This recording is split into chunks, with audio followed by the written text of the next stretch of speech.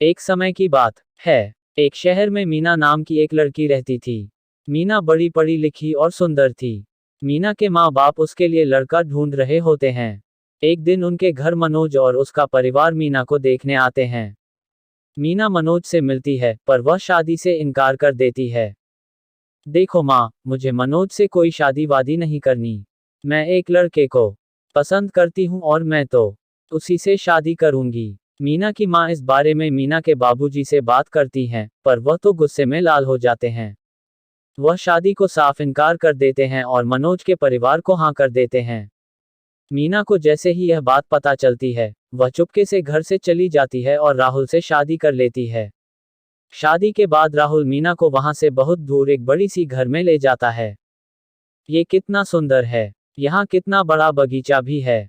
सच कितना अच्छा है। एक ही दुख है कि माँ बाबूजी भी हमारी खुशी में काश शामिल होते। मीना राहुल के साथ अंदर जाने ही लगती है कि तभी उसको पीछे से कुछ महसूस होता है। मीना जल्दी से पीछे मुड़कर देखती है, पर वहां कोई भी नहीं होता। वह राहुल, मुझे अभी ऐसा लगा जैसे कोई मेरे पीछे खड़ा है। अभी मेरे बाल किसी ने छुए। तब तक तुम पागल पागल हो गई हो। यहाँ बस हम दोनों हैं और कोई भी नहीं। देख रही हो ना, कितनी दूर पर घर है। हाँ हाँ, तुम सही बोल रहे हो। शायद हवा चली होगी। दोनों अंदर चले जाते हैं। उसके बाद राहुल तो सो जाता है, पर मीना को कुछ अजीब सा महसूस होता रहता है। जब उसकी आंख लगती है, तभी उसका हाथ एकदम हिलता है और उसकी आंख खुल जाती है। पूरी रात मीना के साथ ऐसे ही होता रहता है। ऐसा ही करते करते सुबह हो जाती है। मीना उठ जाती है और बाथरूम जाती है। मीना अपना मुंह धोकर अपनी शक्ल शीशे में देख रही होती है कि तभी उसको शीशे में अपने पीछे खड़ी एक औरत दिखती है, जिसके चेहरे पर काले लंबे बाल लटक रहे होते हैं। राहुल रावल रोशन। मीना की चीख सुनकर राहुल जल्दी से अंदर आता है तो उसे मीना जमीन पर बेहोश पड़ी दिखती है। राहुल उसे जल्दी से बिस्तर पर लिटा देता है। थोड़ी देर बाद जाकर मीना को होश आता है, पर वह होश में आते ही बुरी तरह चिल्लाने लगती है। राहुल, तो वह चुड़ैल था। मीना राहुल को समझाने की बहुत कोशिश करती है, पर राहुल उसकी एक नहीं सुनता। मीना कुछ देर आराम करती है और राहुल ऑफिस के लिए निकल जाता है। राहुल के जाने के बाद मीना खिड़की के पास आकर खड़ी हो जाती है और बाहर देखने लगती है। मीना बाहर देख रही होती है कि उसे पेड़ के पास फिर से वह चुड़ैल दिखती है। मीना फिर से डर जाती है और खिड़की बंद कर देती है। 2-4 दिन तक ऐसा ही होता रहता है और वह चुड़ैल बार बार मीना को देखती है। एक दिन राहुल ऑफिस से आता है। बहुत भूख लगी है। जल्दी खाना लाओ, मैंने कुछ बनाया ही नहीं। वह चुड़ैल मुझे फिर बाद में दिखी थी तो मैं यहाँ छुप गई। क्या चुड़ैल चुड़ैल लगा कर रखा है। मैं तो परेशान हो गया हूँ। तुम तो शादी करके नहीं खाना। मुझे खाना। मैं जा रहा हूँ और बाहर ही खाना खाऊंगा। राहुल वहां से चला जाता है और मीना रोते हुए उसे रोकने लगती है। राहुल मीना की एक नहीं सुनता और घर के बाहर निकल जाता है। मीना बेचारी रोते रोते बाहर तक आ जाती है और राहुल गाड़ी में बैठकर निकल जाता है। मीना वहीं बैठकर रोने लगती है। जहां मीना रो रही होती है, वहीं मिट्टी में उसे बाल दिखते हैं। हाँ, कि इतने लंबे बाल किस जमीन में। मीना उन बालों को खींचती है तो वह अटक जाते हैं। मीना बहुत जान लगाती है। तब जाकर मीना के हाथ में वह बाल आते हैं। कि इतने लंबे बाल तो जरूर किसी औरत के हैं, पर यह जमीन में कैसे आए, ये तो बस मैं ही हूँ। मीना वहीं लेट जाती है और उसकी आंख लग जाती है। जैसे ही मीना की आंख लगती है, उसे एक आवाज सुनाई देती है। मुझे बचा लो, मुझे मत मारो। वह मत मारो, मुझे बचा लो।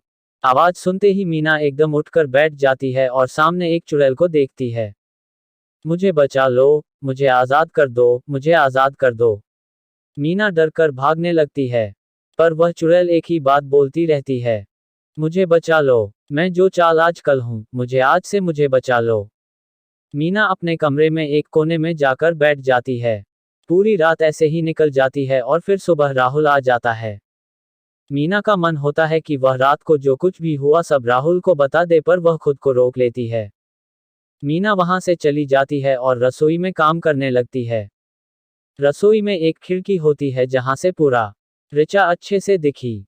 मीना उसी जगह टकटकी लगाए देखती रहती है जहां पिछली रात उसे एक औरत के बाल मिले थे। फिर उसे वहां वो चुड़ैल फिर से दिखती है। इस बार स्टूडेंट के हाथ में एक फावड़ा होता है। मीना जल्दी से भागकर बाहर जाती है, पर वहां कोई चुड़ैल और फावड़ा नहीं होता। मीना वापस आकर फिर से रसोई में काम करने लगती है। रात को जब मीना सो रही होती है तभी उसका हाथ कुछ झटक देता है। मीना अचानक उठती है तो वही चुड़ैल उसके पास खड़ी होती है। वह पीछे पलटती है और वापस जाने लगती है। जाते जाते वह मीना को उसके पीछे आने का इशारा करती है। मीना को समझ आ चुका होता है कि चुड़ैल उसे कुछ बताना चाहती है। वह हिम्मत करके उस चुड़ैल के पीछे पीछे जाती है तो चुड़ैल उसी जगह आकर खड़ी हो जाती है, जहां उसे वह बाल मिलते हैं। मुझे बचा लो, मुझे बचा लो, मुझे आजाद कर दो। इतना कहकर चुड़ैल फिर से गायब हो जाती है। मीना उस जगह को देखने लगती है और एक फावड़ा लेकर उसे खोदने लगती है। खोजते खोजते काफी वक्त हो जाता है कि तभी उसे कुछ महसूस होता है। उसे सामने एक लड़की की लाश बड़ी बुरी हालत में दिखती है। मीना पहले तो डर जाती है पर फिर उसकी नज़र उसके लॉकेट पर जाती है। मीना डरते हुए वह लॉकेट हाथ में लेती है और उसे खोलती है। उसमें राहुल के साथ लड़की की फोटो होती है। ये लाश, ये फोटो कौन है? शीर्षक क्या है? तुम्हारी लाश तो मेरे आस ही हो। तुम मुझे यही दिखाना चाहती थी ना?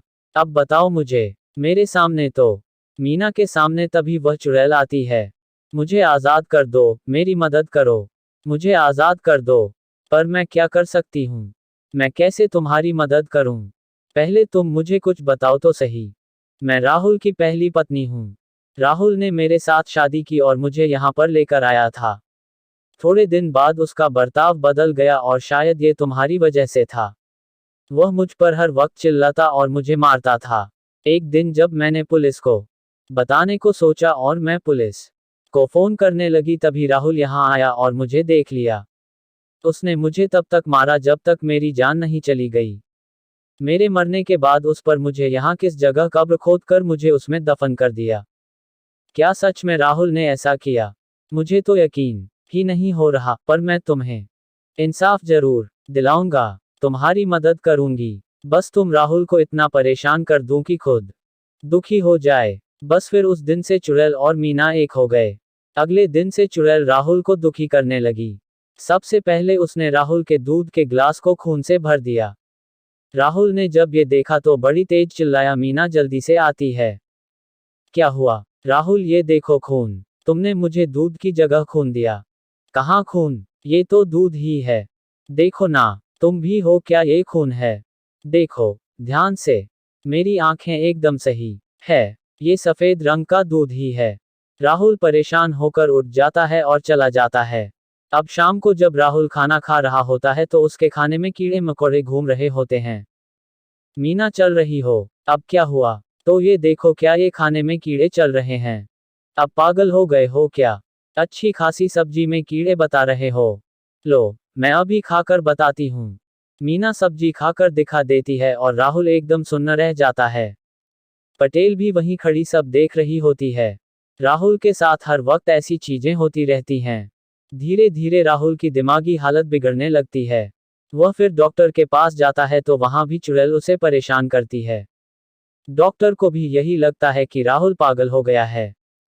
यही नहीं, मैं पागल ही हूँ। जी बिल्कुल, अब पागल थोड़ी हूँ। अब तुम बहुत समझदार हो। बस ये तो आपकी वह सजा है जो आपकी पहली पत्नी निकिता चाहती है। निकिता, हाँ, मैं यही चाहती हूँ।